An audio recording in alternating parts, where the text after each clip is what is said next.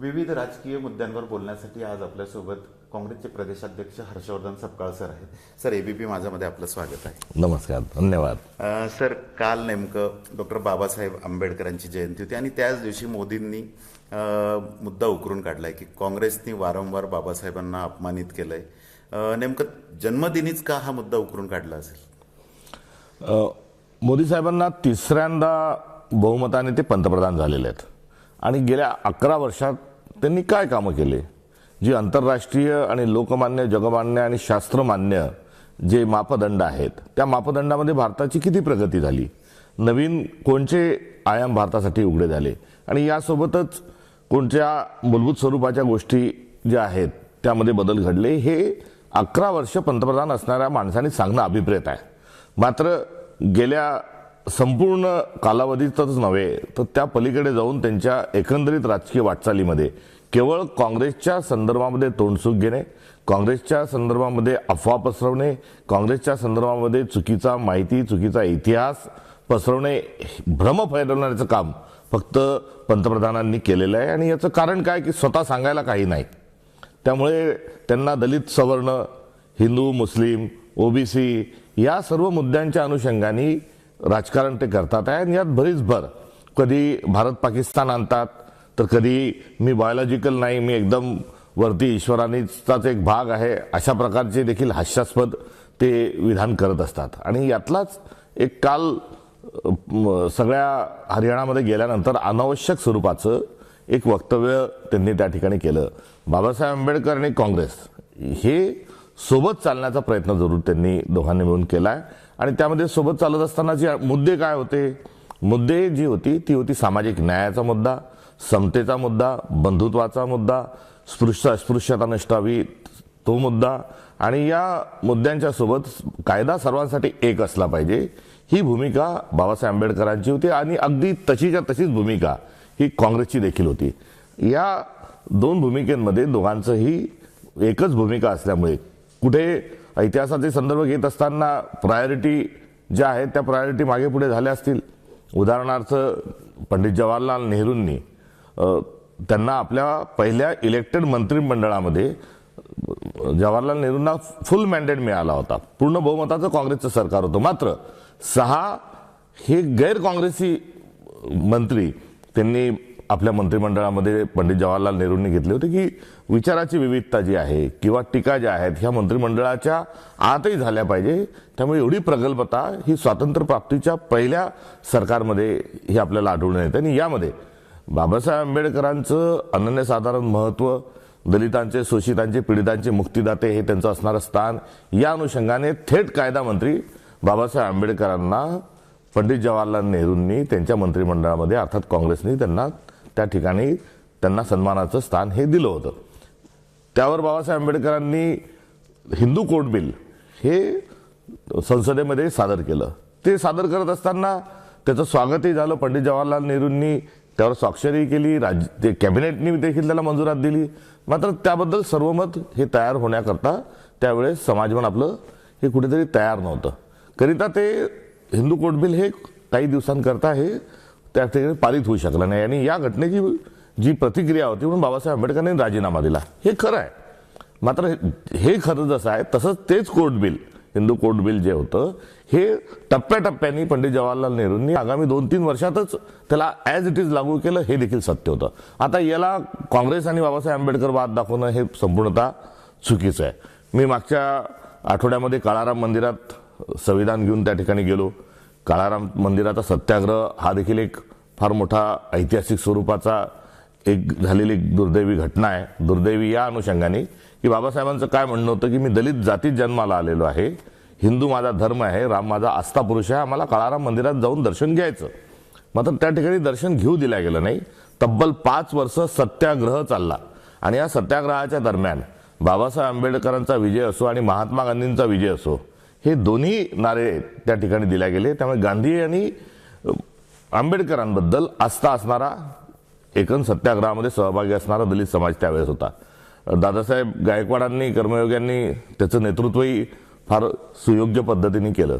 आणि अशा याच्यात 5 वर्षाच्या कालखंडानंतर दगडफेकी झाली, बाबासाहेबांनाही दगड लागले. तो एक इतिहास आपल्या ठिकाणी. आणि मग सरतेशेवटी नाशिक जिल्ह्यातच बाबासाहेबांनी सांगितलं की मी हिंदू धर्मात जन्माला आलो, मात्र हिंदू धर्मात मरणार नाही.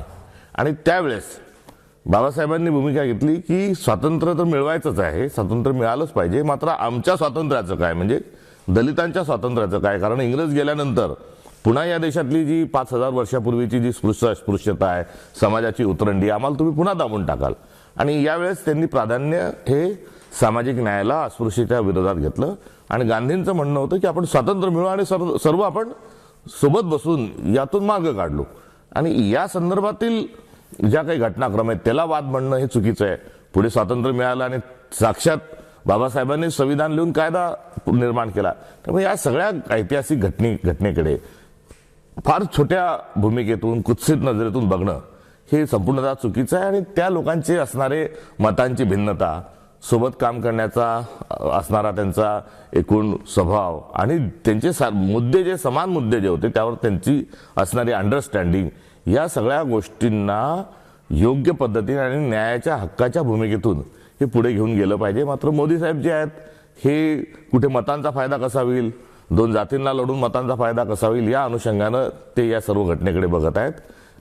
हे संपूर्णतः दुर्दैवी आहे. पंतप्रधानांचं असं वर्तन हे भारताच्या लोकशाहीला आणि सांस्कृतिक परंपरेला अशोभनीय आहे. कुठेतरी दलित हा काँग्रेसचा मतदार राहिलेला आहे. म्हणजे काँग्रेस आणि दलित हे एक समीकरणच होतं एकेकाळी, सध्याही असेल. कुठेतरी दलित आणि काँग्रेसमध्ये दुफळी निर्माण करण्याचा हा प्रयत्न वाटतो. शक्य आहे. त्याच्यामध्ये दलित हा काँग्रेस सोबत होता, ओबीसी हा काँग्रेस सोबत होता, महिला हा काँग्रेस सोबत होत्या. याचा अर्थ काय की याचा स्पष्ट अर्थ आहे की आज भाजप ज्या विचाराच्या मुशीतून तयार झाली, तो विचार काय की मुठभर लोकांच्या हातात सत्ता हवी, धर्मसत्ता आणि राजसत्ता त्यांच्याजवळच हवी. आणि त्यांनी शोषणावर आधारित एक व्यवस्था निर्माण केली होती. त्यामुळे शोषणाच्या विरोधात जो वर्ग होता, त्यामध्ये शेतकरी होता, शेतमजूर होता, कामगार होता, दलित होते, अल्पसंख्याक होते, आदिवासी होते, ओबीसी होते, भूमिहीन होते, या सर्व मंडळींनी हा जो काँग्रेसचा विचार आहे, आज काँग्रेसने ज्या सगळ्या विषयाला या सगळ्या मंडळींसाठी जे मूलभूत स्वरूपाच्या गोष्टी आहेत त्या आपल्याला केल्या असल्याचं आढळून येतं. हा सर्व वर्ग काँग्रेसजवळ होता. आता मध्यमवर्गीय मोठ्या प्रमाणावर जो निर्माण झाला, हाही काँग्रेसच्याच ज्या इकॉनॉमिकल ज्या पॉलिसीज होत्या त्यातूनच मध्यमवर्गीय मोठ्या प्रमाणावर निर्माण झाला. त्याच्यात पंडित जवाहरलाल नेहरू आणि डॉक्टर मनमोहन सिंग यांचं विशेष योगदान त्यामध्ये आहे. आणि विदेशात आज मोठ्या प्रमाणावर जे भारतीय तरुण जात आहेत ते राजीव गांधींचं योगदान त्या ठिकाणी आहे. आणि त्यातून तो वर्ग वाढला. आता हा मध्यमवर्गीय असेल किंवा हा सर्व असेल, या संदर्भात अर्थशास्त्रीय जी भूमिका आहे किंवा सामाजिक उत्तरदायित्वाची भूमिका आहे ही काँग्रेसची आहे. आणि या संदर्भामध्ये काँग्रेसच्या विचारासोबत असणाऱ्या एक वर्गाला फासिस्ट करण्याचा किंवा जातीवादी शक्तीमध्ये ओढण्याचा प्रयत्न हे मोदी, भाजप आणि त्यांचे सर्व पाठीराखे दुर्दैवाने आपल्या देशात करत आहेत. यालाच अनुसरून बाबासाहेबांचे जे नातू आहेत ॲडव्होकेट प्रकाश आंबेडकर साहेब यांनी असं म्हटलंय की काँग्रेसच नाही तर जनसंघ आणि RSS सुद्धा बाबासाहेबांच्या पराभवाला कारणीभूत आहेत. मोदी हे अर्धसत्य सांगतायत. बाबासाहेब आंबेडकरांना संविधान सभेमध्ये सन्मानपूर्वक घेण्याचं जे योगदान आहे त्यामध्ये काँग्रेसला आपल्याला संपूर्णपणे त्या समर्थनाचा इतिहास ध्यानात घ्यावा लागेल. तदनंतरच्या काळात त्यांना मंत्रिमंडळामध्ये, थेट केंद्रीय मंत्रिमंडळामध्ये घेत असतानाही काँग्रेसचे योगदान त्या ठिकाणी हे आपल्याला मान्य करावं लागेल. आणि असे असताना बाबासाहेबांची जी भूमिका होती जी सामाजिक न्यायाची असेल, पंडित जवाहरलाल नेहरू आणि बाबासाहेब आंबेडकर यांचं ऐक्य असेल, हे त्रिकालबाधित सत्य आहे. आणि बाबासाहेबांना विद्वत्ता हा एक बाबासाहेबांचा जो सद्गुण आहे आणि त्यांचं असणारं स्थान आहे ते आपल्याला मान्य करावं लागेल आणि आम्ही ते करतो देखील आहेत. आणि दुसरं जे आहे ते दलितांच्या मुक्तीचे प्रतीक आहेत. त्यामुळे दुहेरी हेतूंनी काँग्रेसने नियमित स्वरूपामध्ये आणि सातत्याने त्यांचा सन्मान केला आहे. ही बाब त्रिकालबाधित सत्य आहे. मात्र संघाचं, विश्व हिंदू परिषदेचं आणि जनसंघ वगैरे वगैरे काय जे आज म्हणजे आजची भाजप जी आहे, या सर्व मंडळींनी बाबासाहेबांचा व्यक्ती म्हणून अनादर केलेला आहे. विचार म्हणून त्यांच्या विचारांना त्यांनी चुकीचे ठरवलेले आहे. आणि संविधान जे आज आपण म्हणतो हे रामलीला मैदानामध्ये जाळणारा जो विचार होता तो भाजपचा विचार होता. आणि अस्पृश्यता मान्य, सामाजिक 4 जे वर्ण आहेत ही वर्णव्यवस्था मान्य असणारा विचार जो आहे तो भाजपचा आहे. आणि हा विचार भाजपचा हा आरोप नाही, तर जे राष्ट्रीय स्वयंसेवक संघाचं आणि भाजपचं जे बायबल आहे, बंच ऑफ थॉट्स गोळवलकर गुरुजींनी लिहिलेलं, यामध्ये हा चतुर्वर्ण जो आहे हा त्यांनी मान्य केलेला आहे आणि चतुर्वर्णानुसारच आपली संविधान लिहिल्या जावं, मनुस्मृतीनुसार संविधान लिहिल्या जावं, ही राष्ट्रीय स्वयंसेवक संघाची तात्कालीन असणारी अपेक्षा होती. त्यामुळे भाजपचा जो विचार आहे, त्यांना बाबासाहेब आंबेडकर विद्वान आहेत हे देखील मान्य नाही, कारण सगळी विद्वत्तेवर मक्तेदारी त्यांचीच आहे, हा त्यांचा भ्रम आहे. तर दुसरीकडे बाबासाहेबांचा वैचारिक लढा जो आहे हा त्यांना मान्य नाही. त्यांनी बंच ऑफ थॉट जे आहे त्याची होळी करावी. भाजपला जर एवढाच सगळा यातून स्वतःला मोकळं करून घ्यायचं आहे तर त्यांनी बंच ऑफ थॉट चुकीचं आहे, चतुर्वर्ण आम्हाला मान्य नाही, स्त्री पुरुष समानता आहे, हे त्यांनी स्पष्टपणे सांगावं. मात्र हे ते सांगत नाही आणि अशा स्वरूपाचे ते वक्तव्य करतात. बाबासाहेबांच्या पराभवाला बाबासाहेबांनी कधीही काँग्रेसनी माझा पराभव केला असं कुठेही म्हटलेलं नाही. त्यांच्या पश्चात बऱ्याच मोठ्या प्रमाणावर हे वेगवेगळ्या स्तरावर हा प्रोपगंडा केला गेला, हे दुर्दैव आहे. मात्र बाबासाहेबांनी स्वतःच्या पराभवाची कारणमीमांसा करत असताना जे थेट स्वरूपात आरोप केले आहेत ते डांगे असतील आणि विनायक दामोदर सावरकर असतील यांच्यामुळे पराभव झाला, हे पत्रलेखनामध्ये बाबासाहेबांनी सांगितलेलं आहे. त्यामुळे हा जो एकंदरीत विषय आहे, या विषयामध्ये बाबासाहेबांचं जे महत्त्व आहे आणि अनन्यसाधारण त्यांचं जे स्थान आहे, ह्या स्थानाला आपण वैचारिक संघर्षाच्या भूमिकेतून आणि वैचारिक एकूण त्यांची जी अभिलाषा होती आणि त्यांच्या स्वप्नातला जो भारत होता, आयडिया ऑफ इंडिया होता, या अनुषंगाने पाहिलं पाहिजे. घटनाक्रम आपल्या ठिकाणी, घटनेला दोन्ही भाग आहेत तेही तपासले पाहिजे. मात्र बाबासाहेबांना अभिप्रेत असणारा जो भारत आहे आणि भाजपला अभिप्रेत असणारा भारत आहे, याच्यात जमीन आसमानचा फरक आहे. उलट पक्षी बाबासाहेबांच्या स्वप्नातील भारत आणि काँग्रेसच्या स्वप्नातील भारत दोन्ही एक आहेत. मध्यंतरी काँग्रेसची भूमिका होती की मोदी जर सत्तेत आले तर संविधान बदलवणार असं मध्यंतरी. सध्याही तुम्ही ठाम आहेत त्या भूमिकेवर? मोदींना भारताचं संविधान अमान्य आहे, व्यक्तीच्या स्वरूपात, पक्ष स्वरूपात आणि विचारधारा स्वरूपात. संविधान निर्मितीपासून संविधान सभेमध्ये 300 एकूण सदस्य होते आणि त्या 300 सदस्यांमध्ये तत्कालीन जनसंघाचे प्रतिनिधी हे त्यामध्ये एकही नव्हता. जे काही निवडून आले होते एक्का दुक्का, त्यांनी त्या प्रक्रियेमध्ये बहिष्कार घातला होता आणि त्यांनी सांगितलं होतं की हे समतेवर आधारित, बंधुत्वावर आधारित, सामाजिक न्यायावर आधारित हे संविधान आम्हाला मान्य नाही, मनुस्मृतीनुसार संविधान लिहिलं जावं. हा थेट पत्रप्रपंच जो आहे, पत्र आहेत आणि मागणी जी आहेत ही राष्ट्रीय स्वयंसेवक संघाने आणि जनसंघाने केली असल्याचे डॉक्युमेंट उपलब्ध आहेत. त्यामुळे तत्वतः त्यांना समतेच्या विरोधात ते होते आणि त्यांना हा संविधानाचा विचार हा अमान्य आहे, हा एक भाग झाला. आणि त्यांना कसं संविधान पाहिजे याकरता त्यांनी बंच ऑफ थॉट नावाचं जे गोळवलकर गुरुजींचं पुस्तक आहे हे त्यांच्यासाठी प्रमाण आहे, हे त्यांचं बायबल आहे. दुसऱ्या बाजूला आज रोजी नवीन संविधान निर्मितीची प्रक्रिया ही संघाच्या आणि भाजपच्या बगलबच्च्यांनी सुरू केलेली आहे. आणि एवढंच नव्हे तर 1934ला आम्ही नवीन संविधान लागू करू म्हणून नियमित त्यांच्या बैठका आणि त्यांचे संमेलन हे होत आहेत. तर या लोकसभेच्या 2024 सार्वत्रिक निवडणुकीच्या आधी अबकी बार 400 पार याचा प्रचार करत असताना भाजपचे जे उमेदवार होते, भाजपचे जे नेते होते, तेच सांगत होते की आपल्याला संविधान बदलायचं आहे म्हणून एवढे सदस्य पाहिजे. त्यामुळे त्यांचा अजेंडा जो आहे हा जगजाहीर आहे. आता ही गोष्ट जी आहे ही मला आपल्या निदर्शनास आणून द्यायची की ते डंके की चोट पर किंवा खुलेआम ते सांगत नाही. त्यांना ते नेहमी सातत्याने ते कुठेतरी पडद्या आडून किंवा कोणाच्या तरी खांद्यावरून ते वार करण्याचा त्यांचा प्रयत्न असतो. त्यांना संविधान बदलायचं, त्यांनी थेट भूमिका ती घ्यावी. मात्र मुमेराम बगल में चोरी ही प्रवृत्ती भाजपची ही वारंवार आढळून आलेली आहे आणि त्यांना प्रचलित समतेवर आधारित जे संविधान आहे हे त्यांना बदलायचं आहे. खरं तर मध्यंतरी औरंगजेबची कबर हटावा, औरंगजेबची कबर उखडून टाका अशी भाषा सुरू होती गेल्या महिन्यात. आता सध्या ती बंद आहे. ती सोयीनुसार विषय उचलायचे, सोयीनुसार बंद करायचे. आणि ती बंद होण्याचंही कारण काय की औरंगजेब क्रूर होता हे आम्ही काँग्रेस पक्षाच्या वतीनं जे सत्य आहे ते सांगितलं.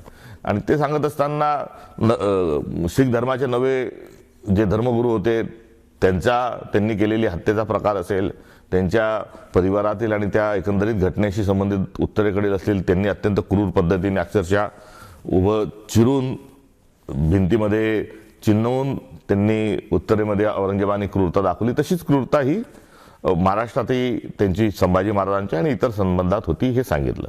आणि हे सांगत असताना त्यांची क्रूरता जी आहे या क्रूरतेच्या अनुषंगानं आज फडणवीस सरकार हे तसंच काम करत आहे. याची घटनेचा एक क्रम सांगितला, एक क्रोनॉलॉजी सांगितली की ते कसे काम करतात. औरंगजेब जसा धर्माचा वापर करत होते सत्ता चालवण्याकरता आणि आपली मांड बसवण्याकरता, तशीच फडणवीसही धर्माचा वापर करून महाराष्ट्रामध्ये सरकार चालवत आहेत. हे सांगत असताना जो एक मूळ प्रश्न उपस्थित केला होता की इंग्रजांना मदत करणारे ही एक मोठी प्रवृत्ती महाराष्ट्रामध्ये, भारतामध्ये होती, जी स्वातंत्र्य नको, जी संविधान जर येत असेल तर या संविधानापेक्षा आम्हाला इंग्रज परवडले, इंग्रजांनी इथेच राहावं, ही भूमिका घेऊन स्वातंत्र्याला विरोध करणारे, संविधानाला विरोध करणारे विचार आणि व्यक्ती आपल्या देशामध्ये होत्या. आणि या व्यक्तींनी इंग्रजांना संपूर्णतः मदत केली, त्यांचं पेन्शन घेतलं, त्यांच्याना मदत केली, त्यांच्या सैनिकांमध्ये, त्यांच्यामध्ये सैन्य भरती त्यांनी केली. आणि हे सगळं करणाऱ्या प्रवृत्तींचेही कबरी, पुतळे, समाधी या महाराष्ट्रात आहेत, त्या तुम्ही उखडून टाकणार का? हा प्रश्न जेव्हा मी उपस्थित केला, तो प्रश्न उपस्थित केल्यानंतर आता अंगाशी आलंय हे लक्षात आल्यानंतर त्यांनी लगेच त्या विषयामधून माघार घेतली.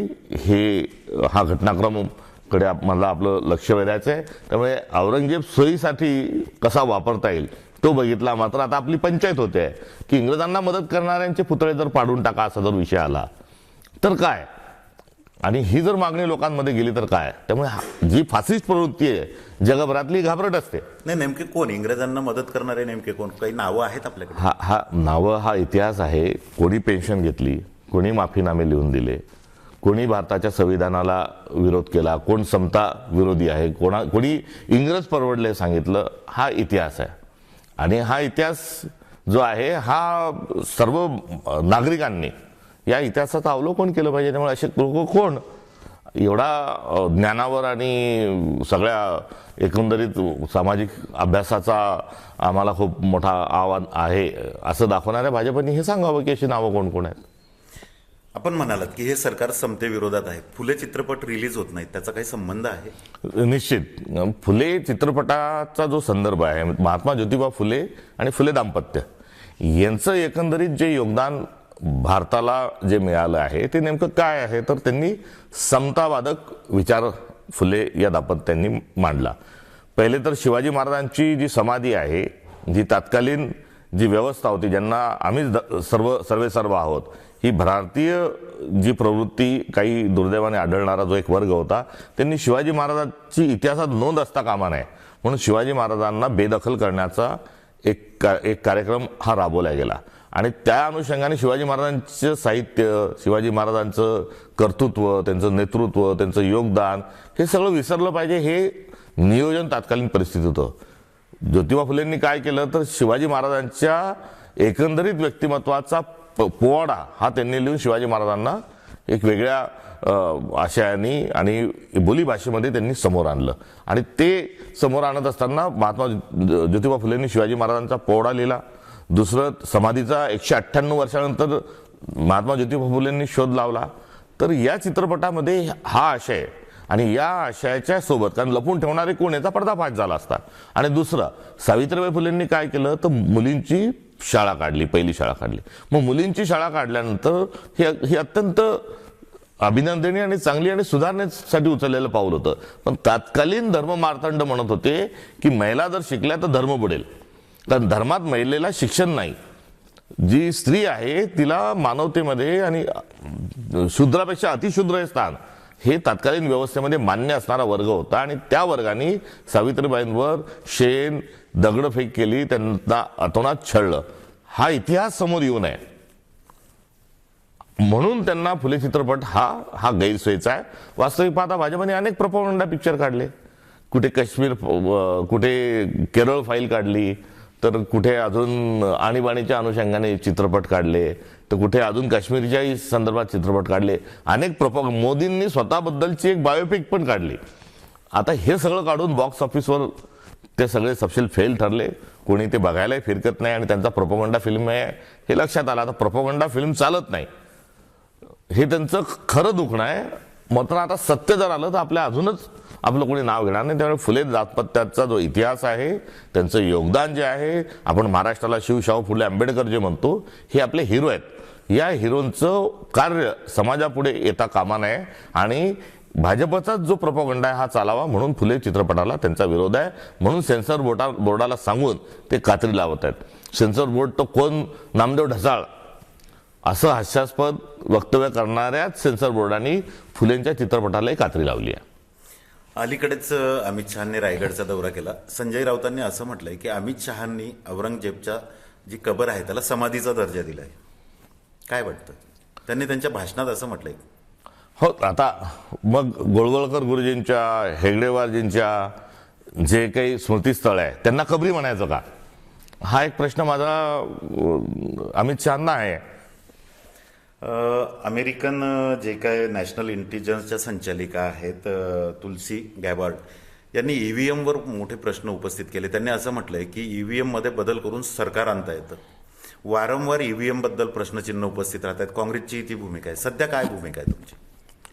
ईव्हीएमच्या संदर्भामध्ये अनेक आक्षेप हे मध्ये नोंदवल्या जात असल्याचं आपल्याला आढळून येतं. एक मतदार यादीवर, दुसरं ईव्हीएमवर. मतदार यादीमध्ये तर मतं वाढवल्या जातात आहे, जसे लोकसभा आणि विधानसभा या दरम्यानच्या काळामध्ये 75 लाख मतदार महाराष्ट्रात वाढले आणि महायुती सरकार ही त्या 75 लाखाच्याच फरकाने, महाविकास आघाडी आणि महायुती ही 75 लाखांनीच ते निवडून आले. त्यामुळे या संदर्भामध्ये राहुल गांधींनी फार मोठे आक्षेप हे नोंदवलेले आहेत. काँग्रेस पक्षांनी देखील या संदर्भामध्ये सगळं अभ्यासपूर्ण आपले निवेदन आणि हरकती या निवडणूक आयोगाकडे नोंदवलेल्या आहे. आणि यात ईव्हीएमचा मुद्दा तर जो आहे तो सुरूच आहे. आता ईव्हीएम असेल आणि मतदार यादी असेल या संदर्भात निवडणूक आयोग काहीच बोलत नाही. निवडणूक आयोगाकडे काही प्रतिनिधी मंडळ गेलं आणि काही आक्षेप निर्माण झाले तर देशाचे गृहमंत्री आणि महाराष्ट्राचे मुख्यमंत्री हेच त्या संदर्भात उत्तर देतात. त्यामुळे निवडणूक आयोगाने या संदर्भात भूमिका घेतली पाहिजे, स्पष्ट सांगितलं पाहिजे.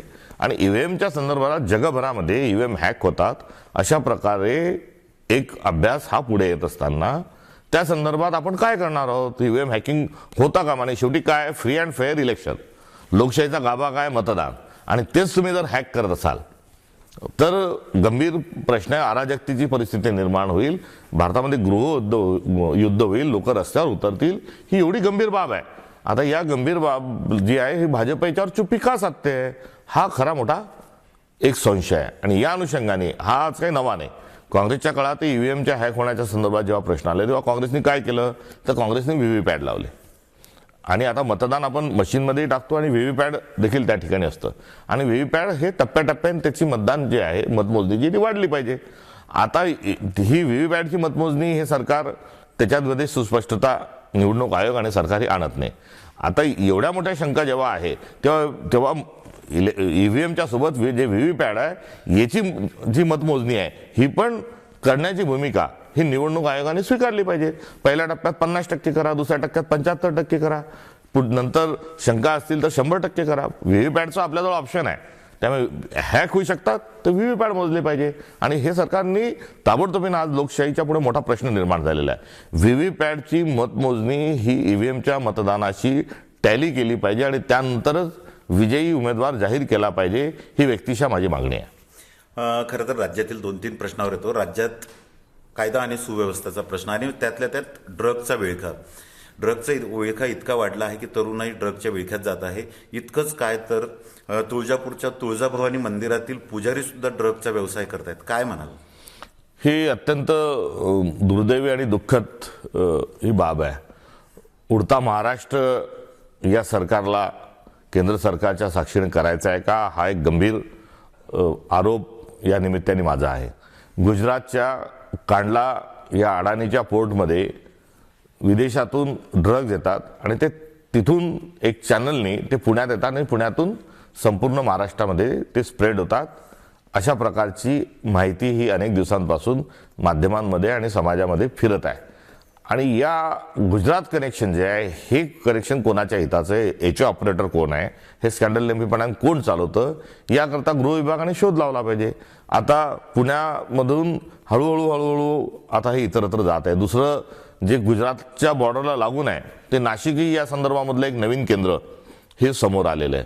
त्यामुळे कांडला बंदरातून येणारं जे ड्रग्ज आहे हे आता महाराष्ट्रामध्ये पसरवणारी मंडळी कोण? आज त्यांना महाराष्ट्र काबीज करायचा आहे, महाराष्ट्र उडता महाराष्ट्र असा एक संदर्भ आपल्या इथे घ्यायचा आहे. आपल्या इथूनला जो सगळा पैसा आहे, आपल्या इथली तरुणाई जी आहे ही सगळी पोखरून काढायची आहे आणि मग नंतर दक्षिण भारतात जायचं आहे, असं त्यामागे कारस्थान असण्याची शक्यता ही नाकारता येत नाही. तेव्हा हा सामाजिक प्रश्न आहे आणि या सामाजिक प्रश्नावर कांडलामध्ये एवढं टनच्या हजारो टन तिथे ब्राऊन शुगर ड्रग्ज तिथे पकडल्या जातात, मात्र त्याचे आरोपी कोण कधीच येत नाही. ते प्रकरण रफादफा होतं. कुठेही अलीकडच्या काळात आपण बघितलं असेल की हे चालवणाऱ्या पुड्या विकणारे 5 ग्रॅम 2 ग्रॅम 1 ग्रॅम वाले पकडल्या जातात. हे किलोच्या किलो आणि क्विंटल टन आणणारे लोक का पकडले जात नाही? हे असे कोण आहेत? हे काय जावं लागून चालले का केंद्र सरकार की ज्यांच्यावर कारवाई होत नाही? हा खूप ज्वलंत एक प्रश्न आहे. जे ज्वलंत 4-5 प्रश्न आहेत, जसे शेतकऱ्यांच्या शेतमालाच्या भावाचा असेल, तरुणांच्या रोजगाराचा असेल, शहरीकरणाच्या अनुषंगाने भेडसावणाऱ्या समस्यांचा असेल, महिलांच्या सुरक्षिततेचा असेल, तसाच हा सभ्य सुसंस्कृत समाजाकरता हा ड्रग्जच्या विळख्यामध्ये आजची जी तरुणाई चालली, हा देखील एक फार मोठा प्रश्न आपल्या समाजाला भेडसावतोय. पुण्याला अलीकडेच दीनानाथ मंगेशकर रुग्णालयाशी संबंधित असलेल्या एका गर्भवती महिलेचा मृत्यू झालाय. त्याचे चौकशीचे 3 अहवाल आले, मात्र अद्यापही त्या रुग्णालयावर कुठली कारवाई करण्यात येत नाही. आपले जे नेते आहेत विजय वडेट्टीवार यांनीही मंगेशकर कुटुंबियावर मोठे आक्षेपार्ह वक्तव्य केले होते.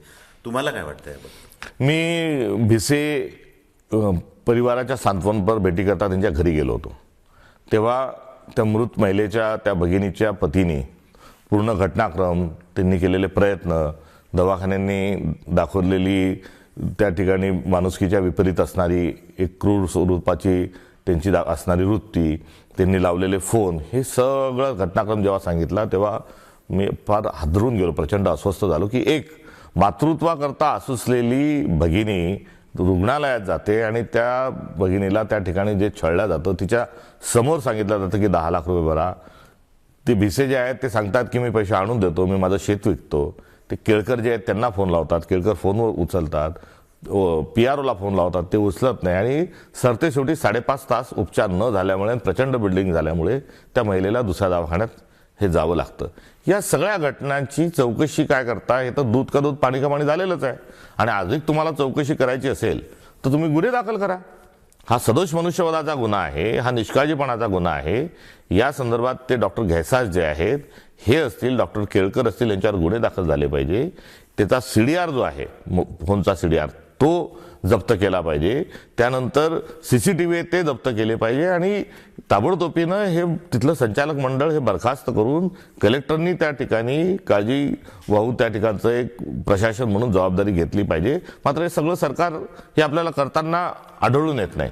सरकार का पाठराखण करते? चुकीच्या गोष्टींची विकृतीची संदर्भामध्ये त्यांचा काय आशय आहे हे त्यांनी समजून घेतलं पाहिजे. आणि राहिला प्रश्न मंगेशकर परिवाराचा, तर मंगेशकर परिवाराला सगळ्या समाजाने हे भरभरून त्यांचा आदर केलेला आहे, त्यांना सन्मान केलेला आहे, त्यांना प्रेम दिलेलं आहे. लता मंगेशकरांच्या घरासमोरून फ्लायओव्हर होणार होता, कारण तो हाजी अली महालक्ष्मी जो पायधुनी जो परिसर आहे तो पेट्रोल रोडून होणार होता. तर लताजींनी भूमिका घेतली की नाही, हा जर फ्लायओव्हर झाला तर मला खूप त्रास होईल, हा जर फ्लायओव्हर होत असेल तर मी देश सोडून चालली जाईल. यावेळेस अशा त्यांच्या घेतलेल्या भूमिकेला विलासराव देशमुख साहेबांनी त्यांच्या घरी जाऊन भेट घेतली, त्यांना समजून सांगण्याचा प्रयत्न केला. त्यांनी सांगितलं, त्यांचा हट्ट कायम होता, तर ती वाहतूक कोंडी आजही आहे. मात्र लताजींची असणाऱ्या भूमिकेमुळे विलासरावांनी तो फ्लायओव्हर हा रद्द केला. पंडित जवाहरलाल नेहरूंनी ये मेरे वतन के लोगो कवी प्रदीप यांनी लिहिलेलं गीत गायल्यानंतर त्यांच्या डोळ्यात अश्रू आले. त्यांनी लताजींना बोलून शाबासकीची थाप घातली आणि तदनंतर त्या परिवाराला भरभरून एक सन्मान, प्रेम हे महाराष्ट्राने आणि देशाने आणि किंबहुना जगाने दिलेलं आहे. आणि अशा यातनी परिवाराने जर एक रुग्णालय बांधण्याचा निर्णय घेतला तर तो चांगलाच होता. त्यासाठी सर्व स्तरातून त्यांना मदत झाली. सरकारने सर्वांनी मदत केली, ते रुग्णालय तिथे उभं राहिलं. आता रुग्णालय उभं राहिल्यानंतर रुग्णालयाच्या उद्घाटनाला नरेंद्र मोदी आले असतील तर हा त्यांचा विषय, त्यात काही कुठलेही राजकीय अभिनिवेशावरून बघण्याची गरज नाही. त्यांचे विचार कोणते आहेत या विचारांच्या अनुषंगाने त्याचा मागोवा घेण्याचं कारण नाही. मात्र एवढी क्रूर घटना होते आणि इतका आक्रोश, कर्कच्च आक्रोश येतो आणि यामध्ये आमची महाराष्ट्राने केलेलं प्रेम, आपलं असणारं एक सांस्कृतिक स्थान जे आहे, या संदर्भात आपण चुप्पी सत्ता काही बोलत नाही. जो दीनानाथ मंगेशकर रुग्णालय जे आहे हे रुग्णांना सेवेकरता नव्हे तर हे पैसे लुटण्याकरता हे दुर्दैवाने आता कुप्रसिद्ध झालेलं आहे. आणि अशा रुग्णालयाला च्या संदर्भात आता सरकार काही करत नाही किंवा परिवारातील सदस्य काही बोलत नाही. ही बाब अत्यंत दुर्दैवी आहे. या प्रकरणामध्ये मंगेशकर परिवारांनी महाराष्ट्राची माफी मागितली पाहिजे. ते एक मोठा परिवार आहे, मात्र हे असं कुठेही करताना ते आढळून येत नाही. त्यांनी जी साधलेली जी चुप्पी आहे, ह्या चुप्पीनेच कानठाळ्या बसायची वेळ आता आलेली आहे. दादा, शेवटचा प्रश्न.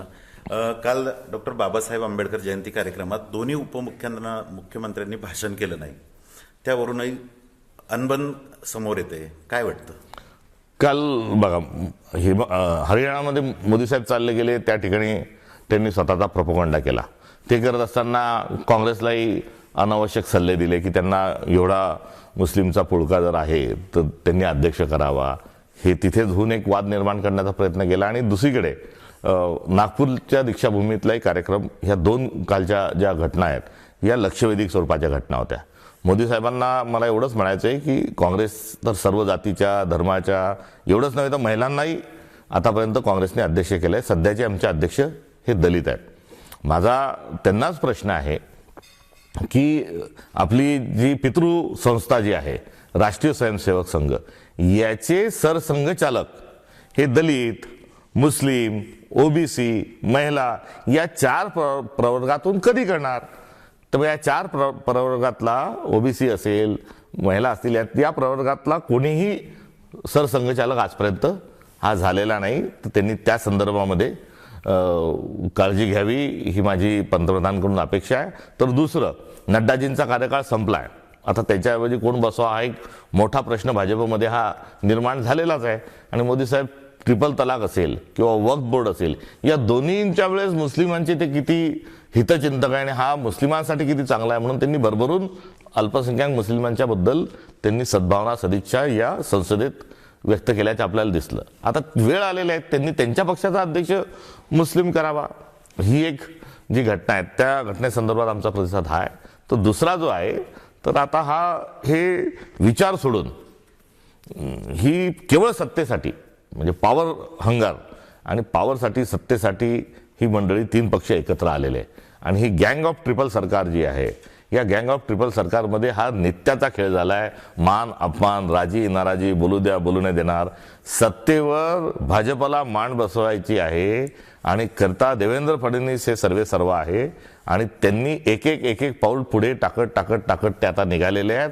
आता बघायचं आहे की त्यांचे हे 2 अलायन्स पार्टनर किती दिवस तग धरून ठेवतात.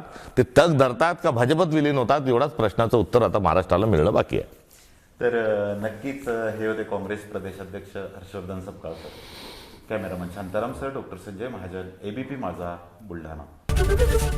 एबीपी माझा, उघडा डोळे बघा नीट.